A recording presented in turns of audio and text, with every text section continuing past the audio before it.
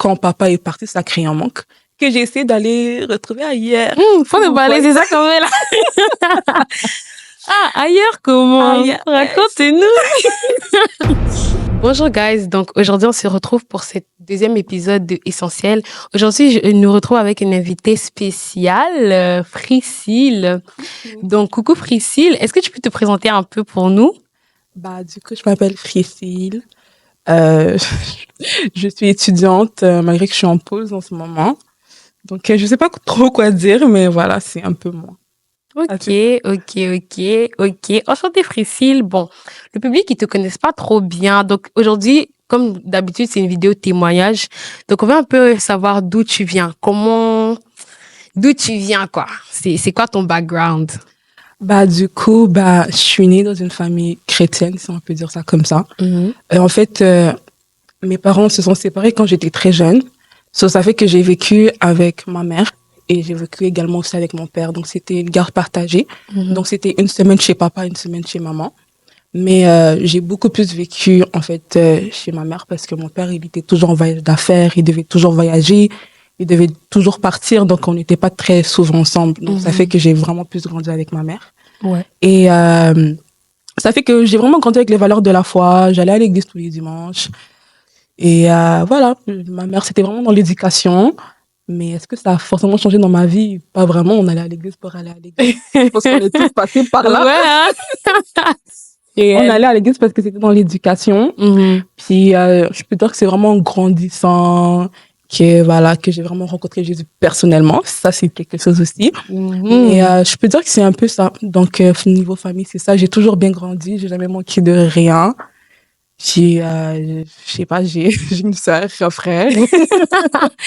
D'accord. Donc, c'est un peu ça. Parfait. Donc, tantôt, tu nous as dit que tes parents se sont séparés à un très jeune âge. Est-ce que tu pourrais un peu nous développer un peu sur ça? Quel effet ça a eu sur toi et comment c'est passé? Est-ce que ça s'est mal passé ou bien passé? Comment c'est arrivé? Du coup, j'étais vraiment très jeune, donc je m'en rappelle pas vraiment, quoique j'ai des petites flashbacks. Mais en fait, moi, j'ai vraiment connu mes parents quand ils se sont vraiment séparés. Donc, j'ai vraiment grandi dans la séparation. Puis, c'était bien. Je pensais que c'était bien. Mais avec le recul, il y a eu certaines blessures, certains constats aussi. Donc, voilà, c'est un peu ça. Parle-nous un peu de ces constats. Ces constats, Ouais. ça a commencé quand mon père est parti. Quand il est définitivement parti. Je me rappelle plus c'était quand, mais on a fait des longues années, peut-être 8 ans, sans se voir comme ça, parce qu'il est parti pour le travail. Donc, ça fait que là, on est vraiment resté avec ma mère, puis c'est vraiment ma mère qui a eu la garde des enfants.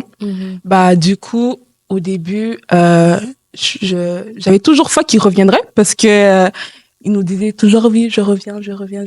Puis comme une enfant, tu crois toujours à ce que ton père. Oui, tu crois toujours à ce que ton père te dit. Puis avec le temps, j'ai réalisé que non, il va pas revenir.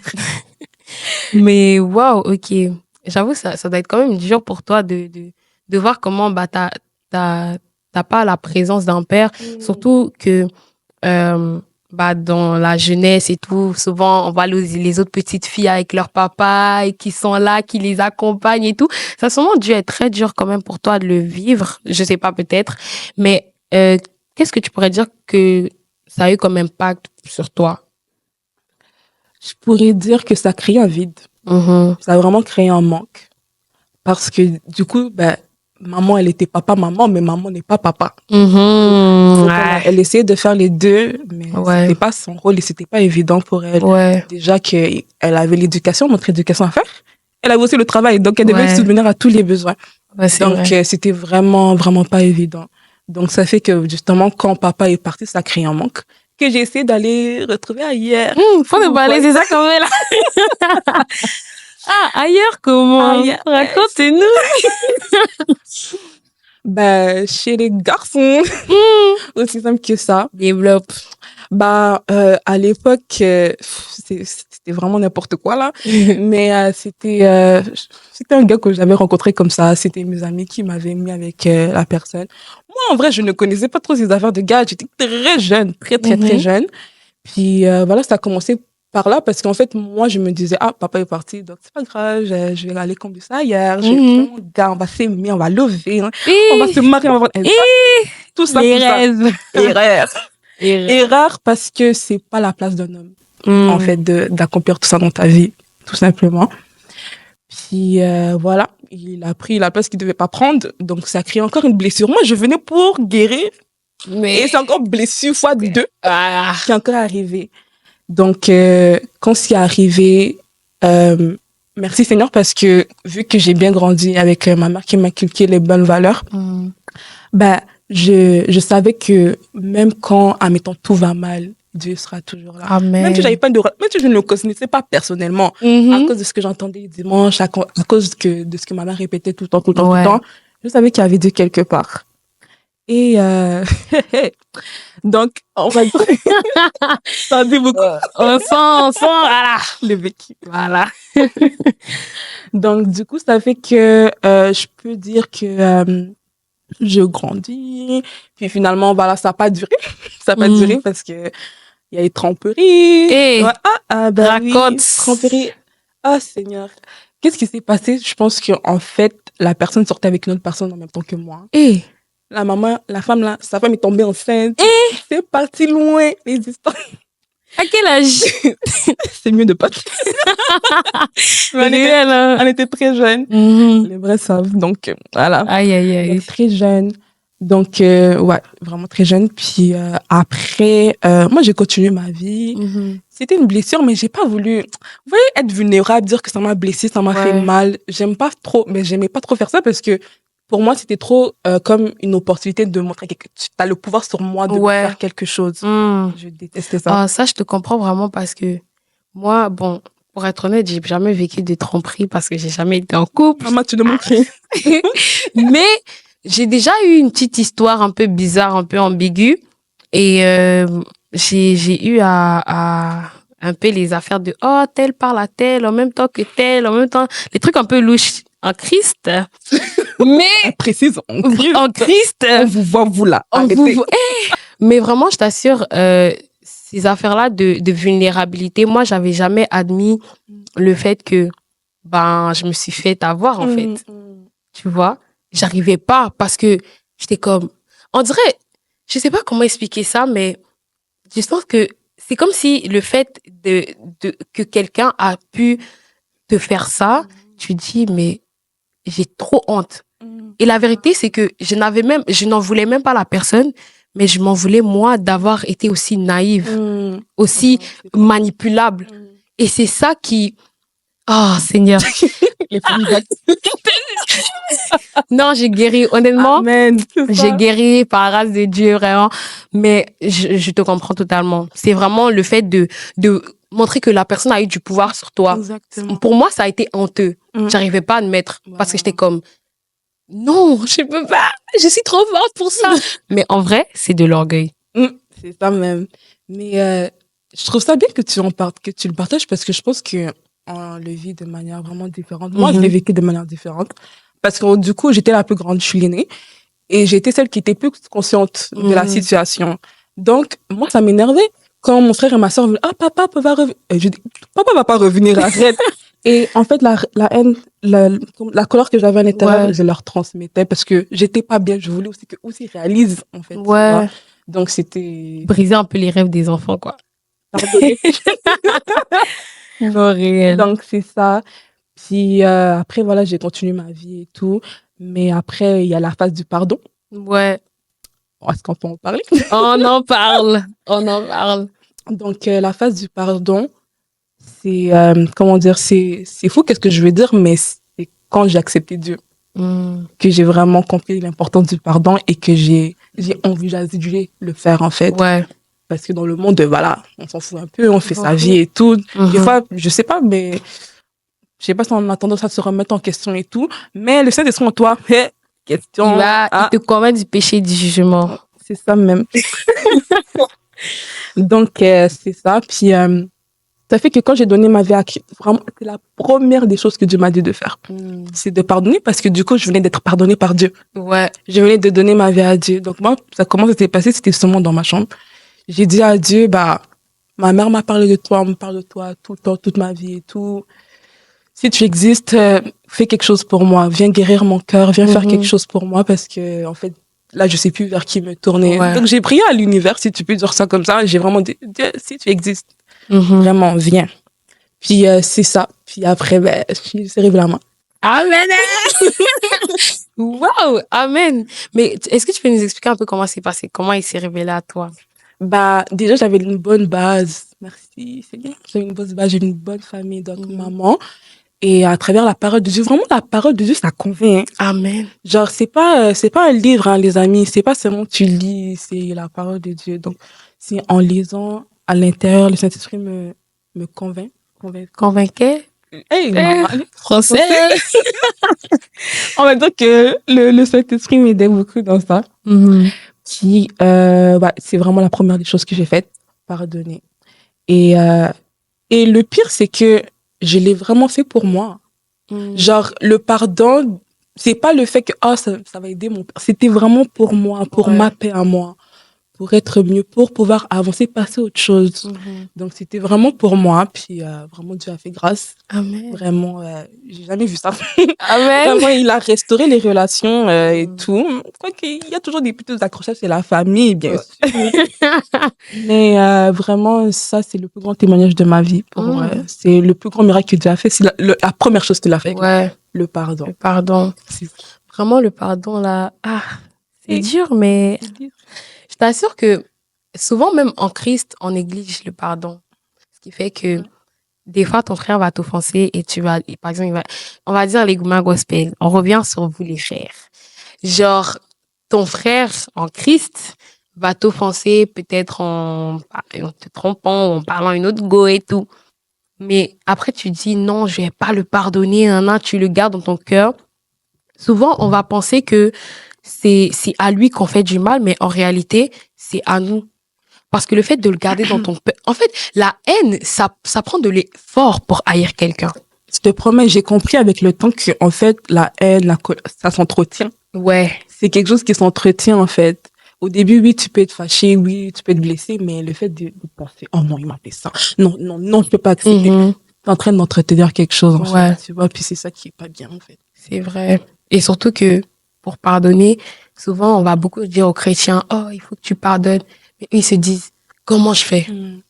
Comment je fais pour pardonner? Le Saint-Esprit est là pour ça, hein. Le Saint-Esprit est vraiment là pour ça. Et récemment, je suis vraiment dans mes réflexions. Je suis vraiment, des fois, on est là, on prie, Saint-Esprit. Mais tu le laisses pas vivre pour toi. Tu as donné, soi-disant, ta vie à Jésus, mais c'est toujours toi qui vis. En fait, si tu veux que Dieu vive pour toi, tu dois mourir pour lui. Tout simplement. Bah, c'est ça. Donc, à un moment donné, il va falloir vraiment se dire que Dieu prend véritablement la place. Prends-le véritablement, puis que ma vie soit vraiment ce que toi tu veux. Pas ce que moi je veux, pas ma volonté, mais ce que toi tu veux. Et je vous promets, ça va faire la différence parce que, en fait, dans ta vie, tu seras pas seulement en mettant dans une atmosphère de confrontation avec Dieu. Ah non, Seigneur, tu vois, ça sera plus facile parce qu'on est en harmonie, on va où on suit le Seigneur. Et quand tu es en opposition, tu es comme, oh non, moi ça, Dieu te décide. C'est là les problèmes arrivent, les déceptions, les gourmets. Les goûts. Toutes ces choses-là, c'est la désobéissance qui entraîne des conséquences, tout simplement. Ah, la désobéissance. D'ailleurs, c'est même le sujet que je vais un peu viser, la désobéissance. Parle-nous un peu des conséquences de la désobéissance et comment toi tu l'as vécu. Seigneur, j'ai réfléchi. Là, j'essaie de réfléchir à une situation parce que je sais que Dieu m'a vraiment aidé à travailler pour être plus obéissante. Ouais. Laissez-moi réfléchir. Une fois, j'ai été désobéissant. T'as dit, continue pas avec lui, et tu as continué. Mais c'était pas trop dans les relations pour ma part. Ou bien, il t'a dit, évangélise, t'as pas évangélisé. Ouais, ça, peut-être. Voilà, c'est ça. Ce qu'on néglige le plus en plus. C'est vrai. Alors que c'est ça le plus important. C'est vrai. Parce que je me rappelle, dans le camp des jeunes Dieu veut ta jeunesse à Paris, ils avaient parlé, il y avait un gars qui avait donné un témoignage, il avait dit que Dieu l'avait dit d'évangéliser son ami et il l'a pas fait. Et genre un jour plus tard ou quelques temps plus tard, le gars est mort. Donc, imagine, Dieu vient de perdre une âme à cause de ta désobéissance. Et souvent, on va parler de la désobéissance comme dans les relations. Oui, c'est vrai, c'est bien et tout, mais le vrai root, c'est vraiment dans l'évangélisation, en fait. Parce que des âmes sont en train de mourir, des âmes sont en train d'aller en enfer. Et juste parce qu'on refuse de partager l'évangile, on prive quelqu'un de la vie. C'est ça. Et c'est de prendre conscience de... En fait, c'est vraiment... Quand moi, j'ai décidé de prendre conscience de ça, je suis comme... Attends, je suis en train de priver quelqu'un de la vie réellement. Mais toi, parle-nous un peu. Comment ça... Je vais rebondir un peu sur ce que tu as dit. J'ai trouvé ça vraiment fort, puis ça m'a fait penser... J'ai entendu ça quelque part, je me rappelle plus, que tu seras peut-être probablement la seule Bible que quelqu'un vous ouvrira dans sa vie. Il y a des gens qui... En fait, il y a des gens que ils n'ouvriront probablement jamais leur Bible directement et tout, mais à travers toi, ton comportement, la différence que tu fais, tu peux amener quelque chose en fait. Et j'aime beaucoup ça en fait parce que c'est là qu'on voit les vrais chrétiens. Vous savez qu'au début chrétien c'était pas un bon mot, c'était péjoratif, c'était vraiment des chrétiens comme Christ. C'est ça. Ben c'est ça fille. Je ris beaucoup parce que en fait moi au début quand je donnais ma vie à Christ, moi, mes amis, pasteur, t'es trop radical, toi, maman, c'est ça, en fait, dans notre génération, c'est ça, tu vois. Donc, si on t'a jamais appelé maman pasteur ou papa pasteur, c'est peut-être qu'il y a un problème. Il y a un problème. Parce que c'est vrai, il faut que ce soit évident, il faut que tes progrès se voient aux yeux de tous, que ce que tu es devenu, que ton changement se voit aux yeux de tous. Donc, si tu le fais pas, il y a rien de différent. Est-ce que tu brilles véritablement? La Bible dit qu'on est la lumière du monde. Tu peux pas briller sous le boisseau, comme la Bible dit, c'est toujours en haut.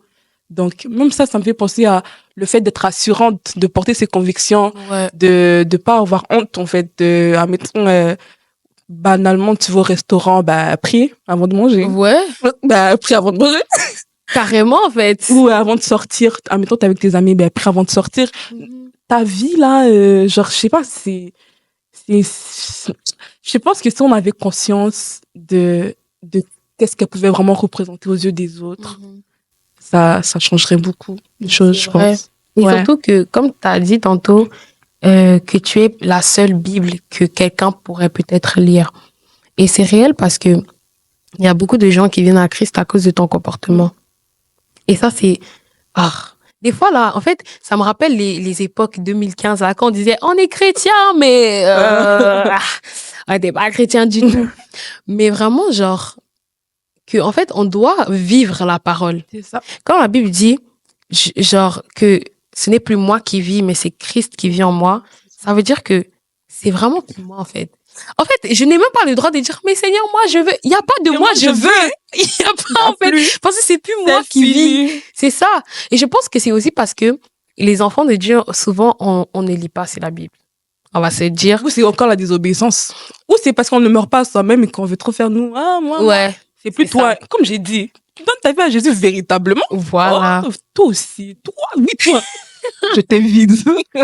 Amen, vraiment. Il faut vous sentir visité. La Bible dit que le Saint-Esprit convainc du péché et du jugement. Donc, si là, par cette vidéo, par ce qu'elle dit là, tu te sens convaincu, c'est peut-être parce que ça t'adresse.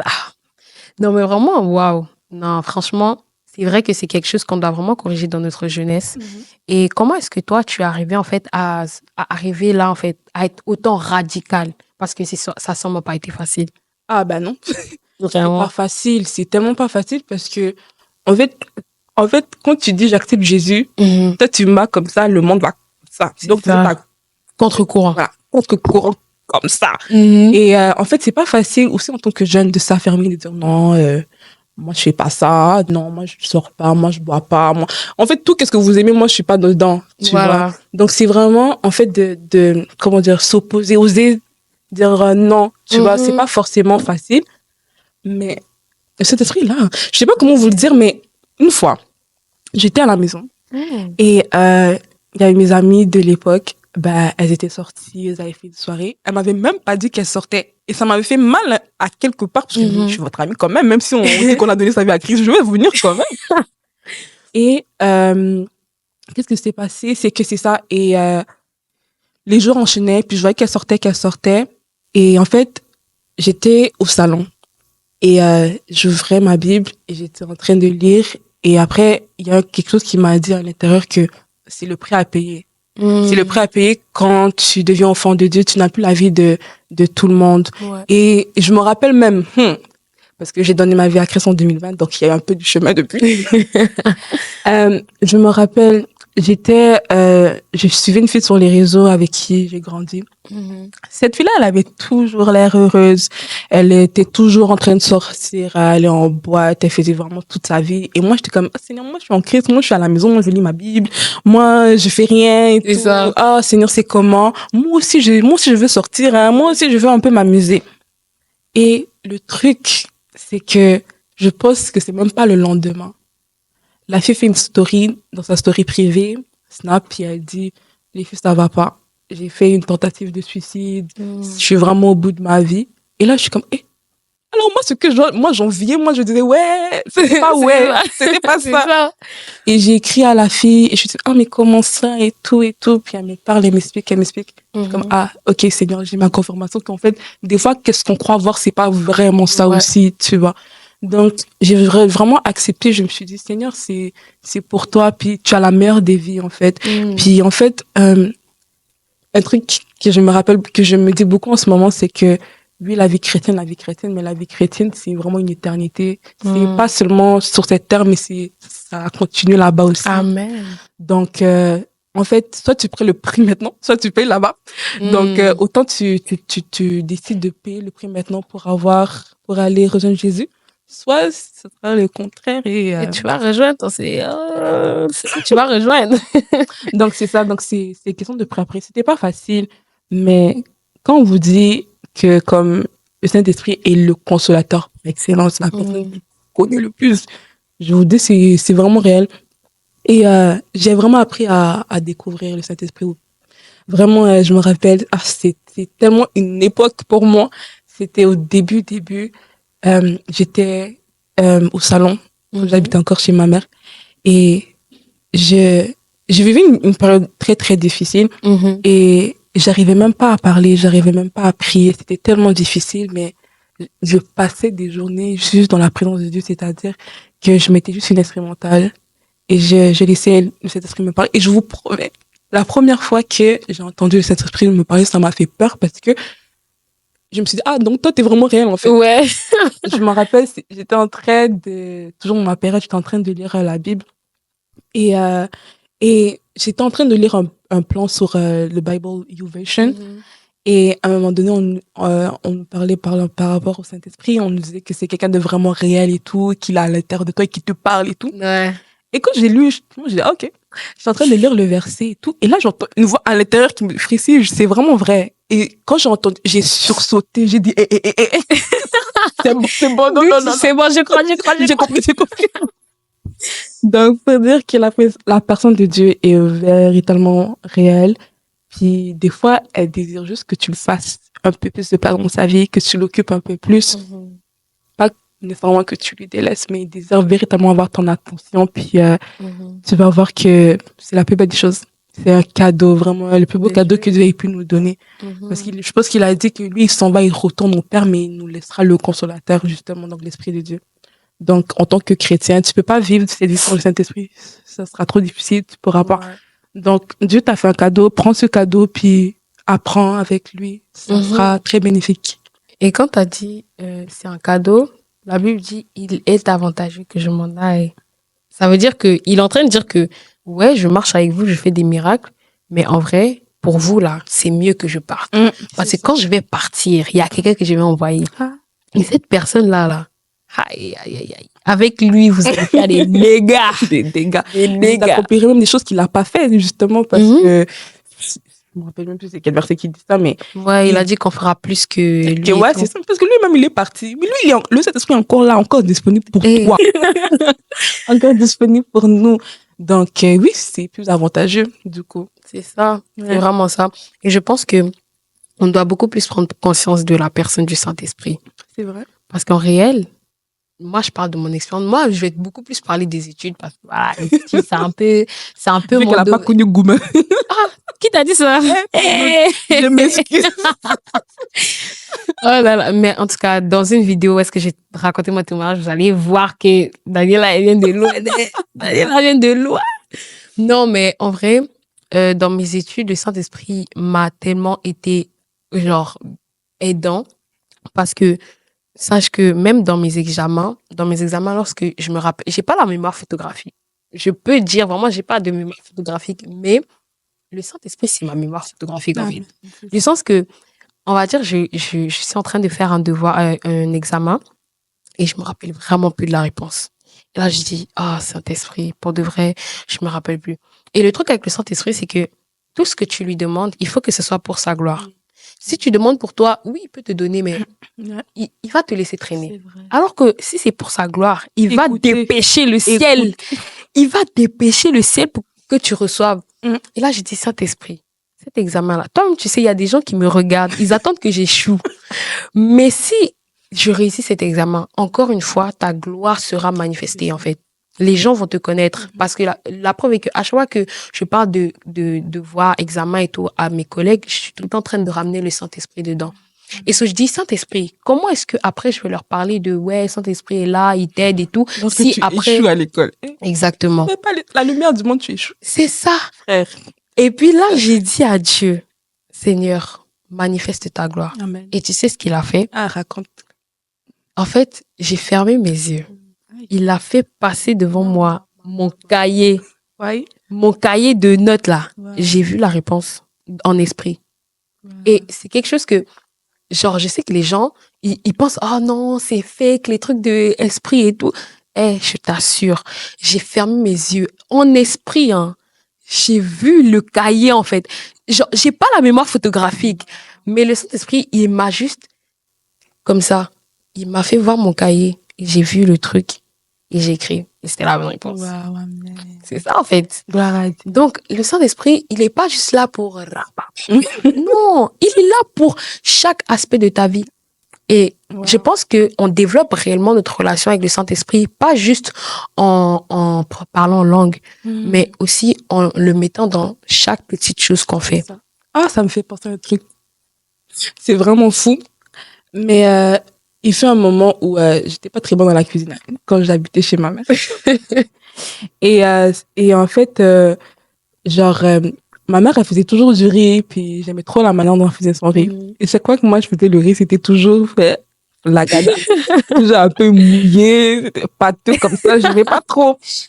Et là, j'ai dit, ok, cet esprit, c'est vraiment banal, hein, mais il n'y a rien de banal en vrai. Amen. Apprends-moi à faire du riz. Apprends-moi. Et le truc, c'est que oui, ma mère pouvait me dire, oui, il faut que tu mets 2 portions de riz avec, ça marchait pas pour moi. Donc, je sais pas comment vous dire, moi, je mettais le riz et tout. Et moi, en fait, jusqu'aujourd'hui, hein, je prends le robinet, je mets, puis c'est vraiment à l'œil. Ouais, c'est vraiment à l'œil. Et la première fois, ça me passe pas. Je dis, mais Seigneur, je t'ai demandé un truc, en fait. Deuxième fois. Ok. Troisième fois. Ok. Là, carrément, je m'amuse à faire du riz, je fais différents types de riz. Amen. Mais juste pour vous dire que ça avait l'air tellement banal, mais c'était dans les petites choses. Comme tout à l'heure, tu parlais par rapport à l'école. Moi aussi, j'ai expérimenté Dieu. Hein. Attendez, je vous raconte quand même. On raconte. En fait, c'était la session passée. J'avais un examen, c'était un exercice de psychologie à faire. Et en fait, c'est comme des mini-tests qu'on devait faire genre chaque fin de cours. Ouais. Et le monsieur nous avait posé la question, on devait reprendre pour le projet cours. Et moi, franchement, je savais pas trop quoi dire. Franchement, c'était des questions qui parlaient... Je me rappelle pas. Des choses de psycho. Des choses de psycho. Et à un moment donné, je sais pas qu'est-ce qui s'est passé, mais il était peut-être 2h ou 3h du matin, je me réveille comme ça. Et là, des idées commencent à me fuser dans la tête. Et je me suis réveillée. J'ai juste commencé à noter. Tout ce qui me passait par la tête, j'ai noté. Et c'est après que dans la journée, je suis là, puis je suis en train d'écrire, et là, je regarde les notes et tout. C'est une bonne idée. Et je suis en train de noter, je fais tout ça. Je dis, bon, Seigneur, je te remets, c'est vraiment pour ta gloire, toujours. Amen. J'envoie. J'ai fait le travail. Je vois ma note rentre.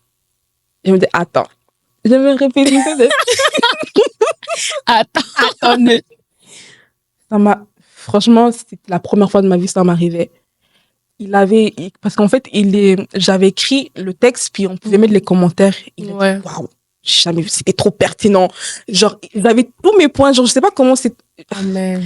Genre, il a dit non, tu as détaillé, c'est vraiment ça que je m'attendais, t'as bien dit, c'était ça, c'était ça, c'était ça. Alors que moi, je savais pas quoi ce que j'avais écrit. C'était vraiment, je pourrais dire que c'est vraiment le Saint-Esprit qui m'a vraiment aidé à ce moment-là, puis qui m'a dit que même dans les petites choses, dans ce que tu crois un peu banal, c'est là, en fait, qu'il est vraiment là, qui se manifeste, en fait, tu vois. Donc, Amen. Amen, amen. Vraiment, gloire à Dieu. Donc, en gros, vraiment, guys, le Saint-Esprit. Parce que même dans le pardon ou dans les relations, dans l'obéissance, c'est même lui qui va te donner la force d'obéir. C'est lui qui te donne la capacité d'accomplir sa volonté. Parce que dans un enseignement à l'église, on parlait des 7 endroits où le sang de Jésus a coulé. Et un des endroits, c'était au dos. Si je me souviens. Non, pas le dos. La sueur. Voilà. La sueur. Lorsque le sang de Jésus a coulé dans le jardin de Gethsemane, au niveau de la tête pour la sueur, tu vois, sa sueur s'est transformée en grumeau de sang. C'est ça. Exactement. Lorsque le sang de Jésus a coulé là-bas, c'était pour nous donner la capacité d'accomplir la volonté de Dieu. Donc, en fait, quand tu prends... c'est pour ça que je reviens sur le point, guys. Lisez vos Bibles. Non, mais je suis désolée, mais tu peux pas être enfant de Dieu, tu lis pas ta Bible. Comment tu veux grandir? Comment tu veux connaître tout ça? Si tu lis pas la Bible, en fait, tu peux pas. Donc, vraiment, comme je disais, le sang de Jésus a coulé par sa sueur. Et c'est pour nous donner la capacité d'être capable d'accomplir la volonté de Dieu, en fait. Et vraiment, quand tu prends conscience de ça, quand tu pries avec ça, t'es comme Saint-Esprit. Je sais que c'est dur de t'obéir et tout, mais par ton sang qui a coulé à la croix, par ton sang qui a coulé dans le jardin de Gethsemane, je sais que j'ai la capacité, j'ai le don, j'ai la grâce de pouvoir accomplir ta volonté. C'est ça. C'est vraiment ça. Wow. Donc vraiment, on est béni par toi. Hein. On est béni. Amen. Donc, qu'est-ce que tu pourrais dire aux gens qui nous regardent aujourd'hui, qui ont pu passer par tout ce que tu es passé et même qui ont de la difficulté aussi à écouter le Saint-Esprit? Qu'est-ce que tu peux leur dire? Je te dirais vraiment, regarde à Dieu, sincèrement, puis cherche Dieu pour ce qu'il est véritablement. Moi, je sais que dans ma vie, j'ai tourné, j'ai voulu être comblée par tout ce que je voyais. Mais j'ai compris qu'à la fin, c'est que Dieu qui pouvait faire ce travail-là, c'est que Dieu qui pouvait combler mon intérieur. C'est que Dieu qui me connaissait véritablement. Puis je peux dire que c'est en connaissant Dieu que tu te connaîtras. Amen. Ouais. Et du coup, persévère. Et en fait, n'oublie pas que tu n'es jamais seul. Que Dieu est là, puis vraiment sa parole... Quand on dit que c'est la vérité, En fait, il y a un verset qui dit que la parole, ça prend vie, ça vivifie. Genre, vie et vérité. Voilà, vie, ouais. C'est ça, ça prend vie, mais ça commence quand tu y crois. En fait, ça commence véritablement quand tu y crois. Et c'est pas facile, hein, mais fais ce pas de foi. Fais ce pas de foi de t'approcher vers Dieu. Puis je te promets, la Bible dit également que il dit quoi que ça dit, en lui, on ne peut être déçu. Que, en fait, en Dieu, il n'y a pas de déception. C'est parfait. Donc, espère en Dieu et tu verras que tu ne seras pas déçu. Amen. La meilleure des choses que tu peux faire pour ta vie, vraiment, c'est ça. Amen. Et pour ces personnes-là qui n'ont pas encore eu leur rencontre avec Christ ou qui par cette vidéo est touchée, aimeraient même donner leur vie à Christ, hein, parce que peut-être que ils pensaient qu'ils étaient chrétiens, mais en fait ils se rendent compte que j'ai pas vraiment donné ma vie à Christ et qu'ils aimeraient donner leur vie à Christ. Est-ce que tu pourrais les conduire dans ça? Est-ce que tu pourrais les aider en priant avec eux? Bien sûr. Et j'aimerais commencer avant de prier par dire que en fait Dieu il est plus proche que ce que tu le penses. En fait, moi avant je pensais tellement que Dieu était loin. Je pensais vraiment que Dieu était plus loin que je le pensais. Je pensais que c'était des trucs de maman, des trucs pour les autres en fait. Mais quand j'ai compris que non, en fait, il est vraiment pour tous. Ça a vraiment fait la différence dans ma vie. Donc, fais vraiment ce pas de foi là, puis je vais t'aider à prier. Amen. Tendre Père, je te glorifie, je te bénis pour ce moment. Merci Papa pour cette personne qui écoute cette vidéo, qui est véritablement touchée, Seigneur Dieu, par toutes tes paroles. Merci Papa parce que je crois véritablement que ta parole est la vie et la vérité. Et je prie que cette personne puisse véritablement te rencontrer dans l'intimité. Que cette personne puisse vraiment puisse vraiment faire le pas, Seigneur, de pouvoir s'avancer vers toi, de pouvoir reconnaître, Seigneur, qu'il a été pécheur et qu'il a été éloigné de toi. Merci, Saint-Esprit, parce que tu es celui qui nous qualifie quand le monde nous disqualifie. Je prie véritablement qu'un nouveau départ, Seigneur Dieu, puisse véritablement commencer dans sa vie. Je prie, Seigneur Dieu, que l'Esprit de Dieu, qui sonde toutes choses, puisse vraiment l'aider, le fortifier à être un modèle excellent dans sa génération. Je te bénis, Papa, parce que tu ne nous as pas laissés seuls, parce que tu es avec nous tous les jours jusqu'à la fin du monde. Et je te glorifie, Seigneur, je te glorifie abondamment, Seigneur Dieu, de la décision que cette personne a prise. Que tu puisses vraiment la fortifier, que tu puisses emmener les personnes nécessaires pour l'aider dans sa destinée à accomplir, Seigneur Dieu, les grandes choses que tu veux que nous puissions accomplir. Je te bénis, je te dis merci pour cette âme, Seigneur Dieu, que tu as retrouvée. Merci parce que je crois véritablement que le ciel est en joie, que nous sommes en joie, que nous sommes heureux. Merci, Seigneur Dieu, pour tout ce que tu fais pour nous. Que ton nom soit béni, mon Dieu Jésus. Amen. Amen. Tu fais partie de la famille de Dieu. Amen. Amen. Amen. Donc vraiment, si tu avais à cœur vraiment de donner ta vie à Christ, comme on a dit tantôt, tu peux toujours m'écrire sur mon Instagram, il va s'afficher juste au-dessus. Et c'est ça. Hein? Donc on espère que vous avez aimé. Peut-être à une prochaine fois, hein, Priscille. Peut-être. Donc on s'attrape. Peace.